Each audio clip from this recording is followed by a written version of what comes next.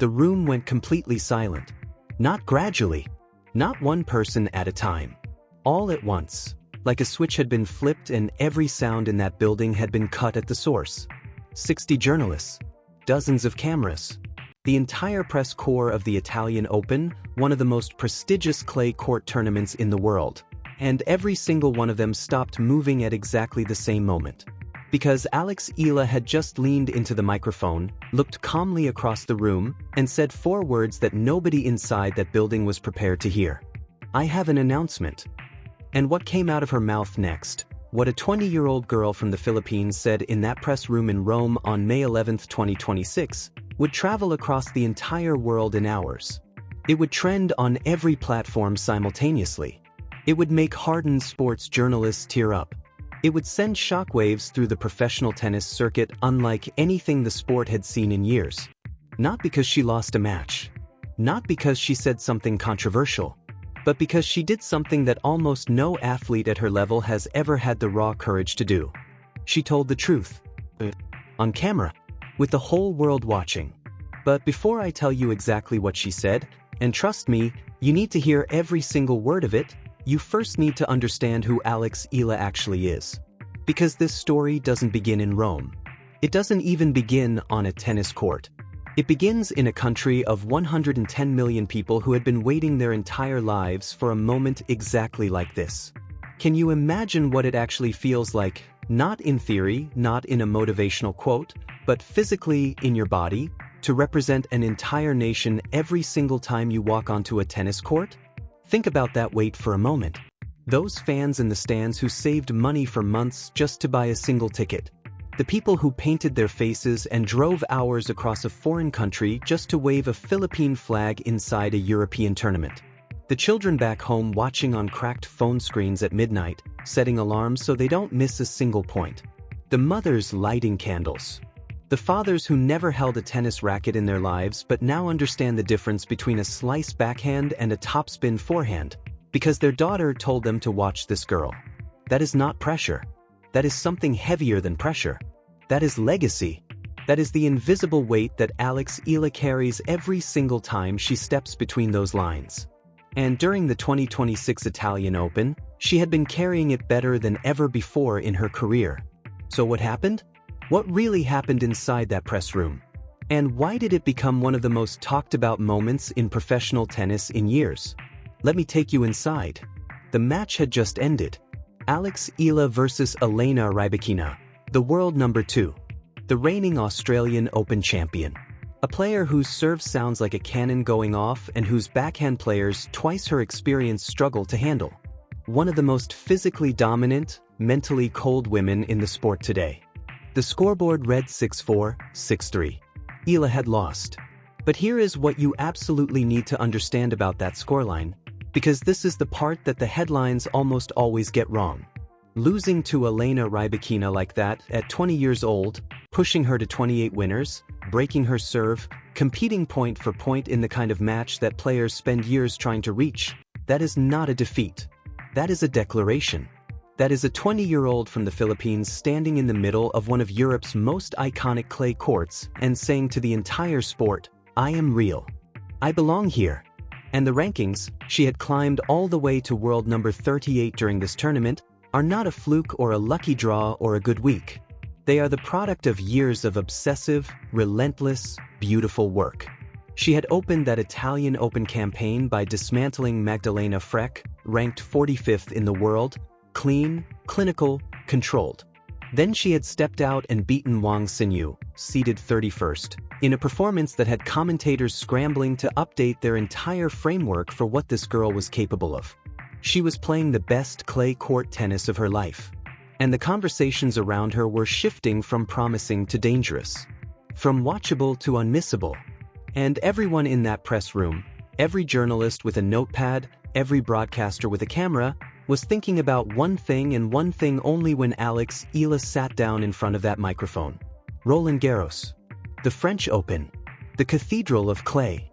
The Grand Slam that rewards every quality she had been displaying all week: patience, endurance, Mental discipline, the ability to grind through a war of attrition when your legs are burning and the crowd is deafening and there is nothing left to give except everything. Nobody in that room was expecting anything other than a conversation about Paris. And that is exactly what made what happened next so impossible to process. The press conference began the way press conferences always begin. Journalists asked about the Rybakina match. They asked about the scoreline, her movement on clay, specific points, tactical decisions. And Eala answered them. Thoughtfully. Honestly. With a calmness and intelligence that didn't feel like performance. It felt like someone who had learned to live inside high-pressure situations and find stillness there. I think I was able to reach a good level of tennis, she said. I don't think it was an easy win for her. She talked about her improvement on clay. She genuinely smiled when someone asked about the Philippine flags filling the Foro Italico, the chants that had bounced off the marble statues in the stands. I'm very happy with this week, she told them, because I do see the improvement. The cameras kept rolling. The journalists kept scribbling. The press conference was following its script, winding down, approaching that comfortable moment where everyone packs up and moves on. And then, right as the room exhaled, right as pens started clicking shut and notebooks started closing, Alex Eala leaned forward. I have an announcement to make. 4 words. But the weight behind them, the quiet deliberateness, the sense that what was coming had been living inside her for a long time, stopped the entire room instantly. Every pen went still. Every camera lens zoomed in. Every eye fixed on the 20-year-old sitting behind that microphone. Nobody in that room moved. Because instinctively, without anyone saying a word, every person in it understood that something real was about to happen. I've been playing tennis since I was 4 years old, she began. Her voice was steady, controlled. But if you listened closely, if you watched her eyes, there was something underneath the control. Something that had been held together for a very long time and was only barely staying intact. I've been on the road since I was 13. She paused. Let that sink in. I've missed birthdays. I've missed holidays. I've missed moments I will never get back. The room was absolutely silent. And I've been okay with that, because I love this sport. Because I love representing the Philippines. Because I love every single one of you who waves a flag and chants my name. Her eyes moved, just slightly, upward. The way eyes move when someone is searching for words that won't come easily. When someone is trying to say something completely true and wrestling with how much truth to release. But lately, she said, I've been asking myself a question. She stopped. Let the silence stretch. A question I've been afraid to answer. And now, right here, this is the moment. This is the one the cameras captured. The one that spread across every platform within hours. The one that made people physically stop whatever they were doing and watch. She looked up. What am I playing for? 5 words. And they landed in that press room the way a stone lands in still water. The impact immediate, the ripples spreading instantly in every direction, touching everything. What am I playing for? Think about what it takes to ask that question in public. Think about what it actually requires, not in theory, but in reality, for a professional athlete, someone whose entire identity and livelihood and sense of self has been built around one singular thing, to sit in front of cameras and say, I've forgotten. I've lost the thread. And I am telling you this right now because it is true, and I am no longer willing to pretend otherwise. That is not weakness. That is the hardest shot any athlete ever has to hit. And Alex Eala hit it without flinching. I'm not talking about the rankings, she continued. Not about trophies. About something deeper. Her voice cracked, barely. A fraction of a second. But everyone in that room heard it. I started playing tennis because I loved it. Because it made me feel alive. Because every time I stepped on a court, I felt like I was exactly where I was supposed to be. She looked down at her hands. But somewhere along the way, I started playing for other reasons. For the ranking. For the expectations. For the millions of people watching me. Another pause. Longer this time. And I lost something. Something I didn't even know I was losing until it was already gone. The journalists in that room, people who had covered hundreds of press conferences, who had sat through carefully managed athlete statements, who had grown almost professionally immune to the performance of emotion, were not immune now. Because this was not a performance. This was a 20-year-old human being telling the truth in real time, in front of cameras, with no script and no safety net. And you cannot be immune to that. But the announcement was still coming. And nobody in that room knew exactly what it was yet. "I've decided to take a break," she said. A breath ran through the room, not quite a gasp. Something quieter.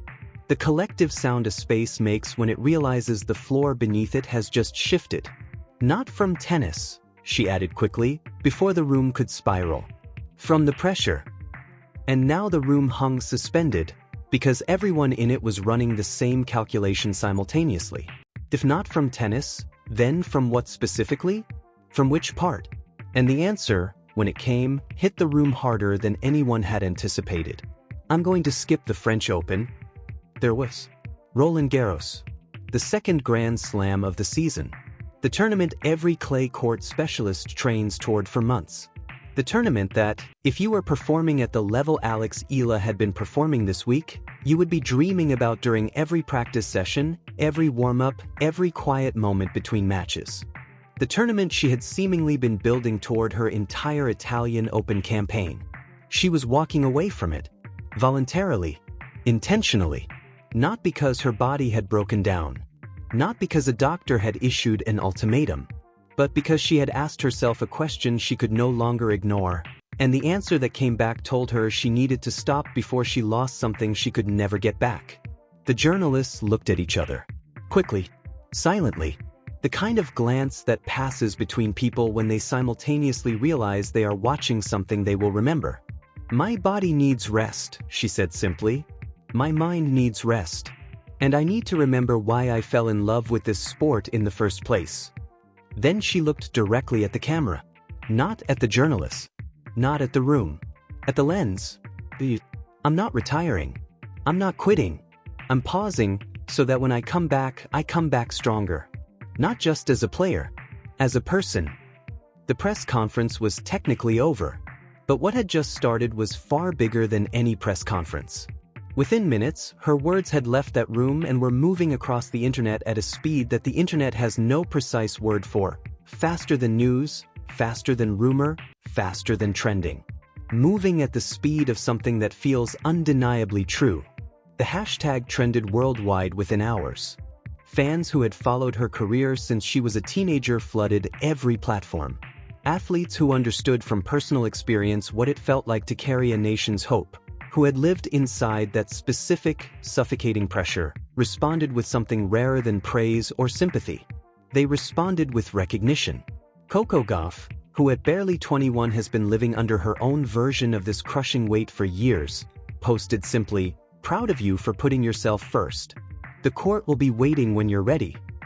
Naomi Osaka, who stood in front of the entire world at this very tournament years earlier and said she needed to protect her mental health, who absorbed the backlash and stood her ground anyway, who made it possible for athletes everywhere to even have this conversation publicly, she responded too. "This takes courage. So much courage." She's setting an example for every young athlete who is watching right now. And they were watching. Every young Filipino girl with a racket. Every child who had put her poster on their wall. Every parent who had held their kid by the shoulders and said, "Look at her, look at what she built." They were all watching. And what they saw was not a player crumbling under pressure. What they saw was someone choosing themselves. Have you ever stopped long enough to ask yourself why you're doing the thing you've built your life around? Have you ever had the courage to actually wait for the honest answer? Because here is what the history of professional tennis has done to young prodigies. Think about the players who arrived on tour at 16, 17, 18, carrying extraordinary talent and even more extraordinary expectations, and burned. Not slowly. Brilliantly, and then suddenly gone. Their careers consumed by the gap between what the world needed from them and what they had left to give. The machine does not slow down for anyone. The rankings keep moving. The tournaments keep happening. The other players keep grinding, keep climbing, keep improving. Alex Eala knew all of this. She has been inside the machine since she was 4 years old. And she still chose to stop. Because here is the thing that separates the athletes who build long, remarkable careers from the ones who flash and fade. The long-career athletes understand, somehow, at some cellular level, that they are not the same thing as the sport they play. That there is a person underneath the ranking. That the person is the point. That protecting the person is not abandoning the sport. It is the only way to actually stay in it. Alex Eala understood that. At 20 years old. Before the breakdown. Before the collapse. Before the warning signs became a crisis. That is not ordinary. Most athletes arrive at that understanding only after they have already lost the thing they were trying to protect. She had earned €79,510 during this Italian Open campaign. She had climbed 4 places in the world rankings. She had pushed the world number 2 in a match that Rybakina herself would not describe as comfortable. She had done everything the sport demands during a clay swing that is building toward Roland Garros. And she walked away anyway. Because she understood something the numbers and the rankings and the prize money cannot tell you. You cannot give what you do not have. You cannot truly represent a nation, truly honor the love of 110 million people, when you are running on empty. The flags and the chants and the belief of millions deserve the full version of her. The present version. The version who still remembers why she picked up a racket in the first place. And that version, the one she promised, was not available right now. So she went to find her. But before she left that press room, she said one more thing. And this final moment, is the one I keep returning to. The one that tells you everything you need to know about who Alex Eala actually is beneath the rankings and results and highlight reels. I know some of you will be disappointed, she said quietly. Steadier than before. But carrying more weight than anything she had said all press conference. I know some of you traveled to Paris expecting to see me play. She stopped. And I'm sorry. I'm truly sorry. Her eyes glistened. Not crying, not quite. But close enough that the cameras caught it. Close enough that everyone watching would see it and immediately know that this was not scripted.